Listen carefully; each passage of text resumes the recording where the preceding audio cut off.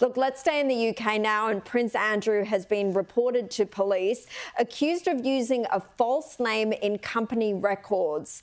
Anti-monarchy group Republic filed a complaint to the Metropolitan Police over reports the Duke of York had used the name Andrew Inverness in official business filings. Now, it comes as Prince Andrew was thrust into the headlines over his connections to an alleged Chinese spy.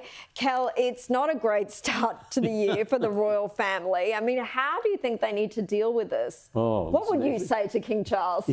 Well, actually, you know what I do? There's a wonderful quote from an English writer named Hugh Kingsmill.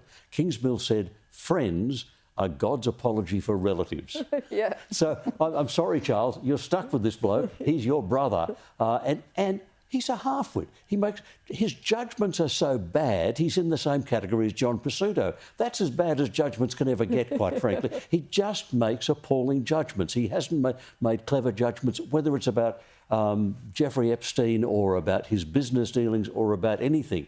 So Charles has been trying to contain him, and he's taken him. He's got no HRH title anymore. He's got no military roles anymore. He can't appear on the balcony at Buckingham Palace. Charles has done everything he can, but Andrew goes on being an embarrassment. I'm sorry, Charles. If there was any way we could help you, Your Majesty, to cope with this man, we'd tell you. But we've got no ideas. Louise, can't they just send him to America to live with the I don't think the Americans want him either. Yes. I was going to suggest that Charles recently hired a new Deputy Secretary, Theo Rycroft, who's very smart, used to work in Paris as in the diplomacy there.